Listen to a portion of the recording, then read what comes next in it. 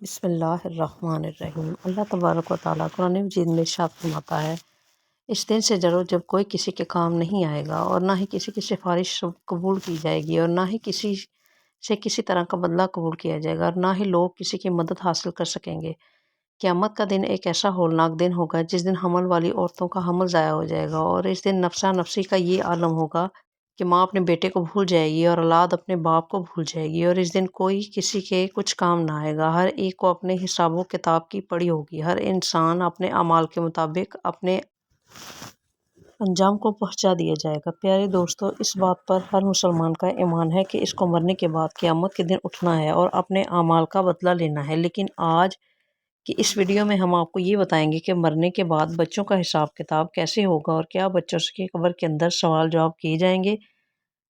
یا نہیں۔ مرنے کے بعد بچوں کو بھی ان کی قبروں میں جواب دینا ہوگا یا نہیں، اور اس کے ساتھ ساتھ آپ کو یہ بھی بتائیں گے کہ مرنے کے بعد کافروں اور مشرکوں کے بچوں کے ساتھ کیا سلوک کیا جاتا ہے، کیا کافروں اور مشرکوں کے بچے مرنے کے بعد جنت میں جائیں گے یا نہیں، اور اگر کوئی معصوم بچہ کفر کر دے تو کس عمر میں اس بچے کے کفر کا اعتبار کیا جائے۔ قرآن و حدیث کی روشنی میں ہم آپ کو دیں گے۔ اس دنیا کو چھوڑنے کے بعد انسان کو سب سے پہلے جس گھر میں داخل کیا جاتا ہے وہ قبر ہے۔ قبر آخرت کی پہلی منزل ہے، سب سے پہلی منزل ہے، اور قبر سے ہی ہر انسان کا حساب و کتاب شروع ہو جاتا ہے۔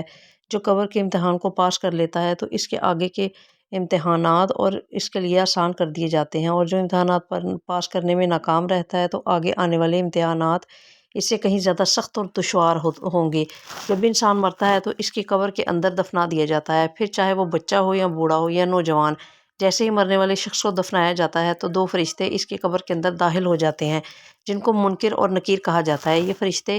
مرنے والے شخص سے سوالات کرتے ہیں اور وہ مرنے والا شخص ان فرشتوں کو جوابات دیتا ہے۔ اگر مرنے والا شخص ان فرشتوں کے سوالات کا جواب ٹھیک دیتا ہے تو اس کو جنت کی خوشخبری سنا دی جاتی ہے، اور اگر مرنے والا شخص ان فرشتوں کے سوالوں کے جواب نہیں دے پاتا تو اس کی قبر کو جہنم کا گڑھا بنا دیا جاتا ہے، جیسا کہ نبی کریم صلی اللہ علیہ وآلہ وسلم نے ارشاد فرمایا، قبر یا جنت کے باغوں میں سے ایک باغ ہے یا جہنم کے گڑھوں میں سے ایک گڑھا ہے۔ قبر آخرت کی منزل میں سب سے پہلی منزل ہے۔ جس نے اس کو آسانی سے پار کر لیا تو آگے کا معاملہ اس کے لیے آسان کر دیا جائے گا، اور جو اس منزل کو پار نہ کر سکا آگے کا معاملہ اس سے کہیں زیادہ دشوار ہے۔ اب بات کرتے ہیں کہ اگر کوئی بچہ بالغ ہونے سے پہلے مر جائے تو کیا اس سے بھی قبر میں حساب و کتاب لیا جائے گا، اس سے بھی سوال و جواب کیے جاتے ہیں؟ تو اس کے متعلق الگ الگ روایات ملتی ہیں۔ بعض روایات کے مطابق چھوٹے بچوں سے قبر کے اندر سوال و جواب کیے جائیں گے، کیونکہ اللہ تعالیٰ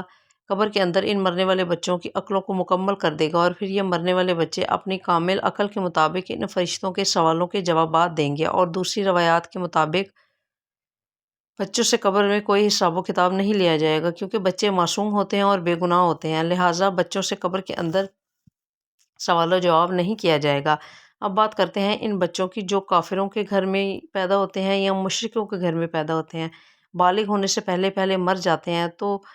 ایسے بچے مشرک اور کافر کہلائیں گے، اور قبر کے اندر ان کے ساتھ کیا سلوک کیا جائے گا۔ تو اس کے متعلق حضرت عبداللہ ابن عباس رضی اللہ تعالیٰ عنہ سے روایت ہے کہ رسول کریم صلی اللہ علیہ وآلہ وسلم سے مشرکین اور کافرین کے بچوں کے میں سوال کیا گیا تو رسول پاک صلی اللہ علیہ وآلہ وسلم نے ارشاد فرمایا کہ اللہ تبارک و تعالیٰ نے جب ان بچوں کو پیدا کیا تو اللہ تبارک و تعالیٰ خوب جانتا تھا ان بچوں نے بڑے ہو کر کیا کرنا ہے۔ اسی طرح ایک حدیث میں آتا ہے،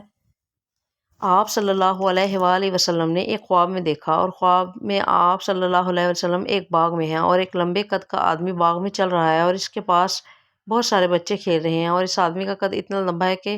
آپ صلی اللہ علیہ وآلہ وسلم اس آدمی کو دیکھنے کے لیے اپنی گردن اوپر بلند کرتے ہیں، گویا کہ وہ شخص آسمانوں سے باتیں کر رہا ہو۔ حضور اکرم صلی اللہ علیہ وآلہ وسلم نے جبریل علیہ السلام سے پوچھا، اس شخص کے بارے میں پوچھا اور ان بچوں کے بارے میں بھی پوچھا، تو حضرت جبرائیل علیہ السلام نے عرض کیا، یا رسول اللہ صلی اللہ علیہ وآلہ وسلم، آپ نے جس شخص کو دیکھا ہے وہ حضرت ابراہیم علیہ السلام ہے، اور ان کے ارد گرد جو بچے کھیل رہے ہیں وہ بالغ ہونے سے پہلے اس دنیا سے چلے گئے تھے، یعنی کہ مر گئے تھے۔ وہ بچے اسلام پر ہی پیدا ہوئے تھے اور بالغ ہونے سے پہلے اسلام پر ہی مر گئے، تو ایسے بچے جنت میں جائیں گے۔ اگر بچہ 7 سال کا ہے اور بچہ کفر کرتا ہے تو اس کے کفر کا اعتبار کیا جائے گا، یعنی کہ اس کے کفر کو مانا جائے گا اور وہ بچہ کافر ہوگا۔ علماء کرام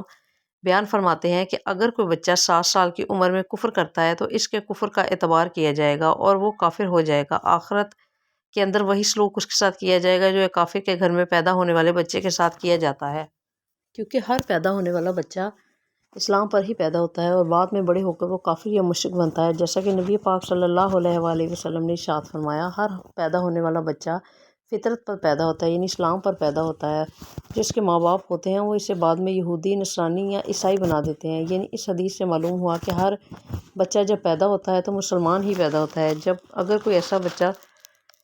جو کافروں کے گھر پیدا ہوا ہو لیکن وہ بالغ ہونے سے پہلے مر گیا تو وہ اسلام پر ہی مرے گا۔ اب بات کرتے ہیں کہ بچے کی کتنی عمر میں بچے کو گناہ گار مانا جائے گا۔ تو اس کے متعلق روایات میں آتا ہے کہ بچہ جب عاقل اور بالغ ہو جائے اور اچھے اور برے کی پہچان کرنے لگ جائے تو اس عمر میں اگر کوئی بچہ کفر کرتا ہے تو اس کے کفر کا اعتبار کیا جائے گا، یعنی کہ اس کے کفر کو مانا جائے گا اور وہ بچہ کافر ہو جائے گا۔ علماء کرام بیان فرماتے ہیں کہ اگر کوئی بچہ 7 سال کی عمر میں کفر کرتا ہے اس کے کفر کا اعتبار کیا جائے گا اور وہ کافر ہو جائے گا۔ اب بات کرتے ہیں کافروں اور مشرکوں کے بچوں کی کہ وہ جنت میں جائیں گے یا نہیں۔ اگر یہ بچے جنت میں جائیں گے تو انہیں کون سا مقام ملے گا، انہیں کس مقام پر رکھا جائے گا، اس کے متعلق الگ الگ روایات ملتی ہیں۔ کچھ روایات کے مطابق جیسے مسلمانوں کے بچے جنت میں جائیں گے اسی طرح وہ بچے بھی جنت میں جائیں گے، اور جو پیدا تو کافروں کے گھروں میں ہوئے لیکن بالغ ہونے سے پہلے فوت ہو گئے یعنی انتقال کرتے، اللہ تبارک و تعالیٰ ان معصوم بچوں کو بھی جنت میں داخل فرمائیں گے، کیونکہ اللہ تبارک و تعالیٰ ارشاد فرماتے ہیں کہ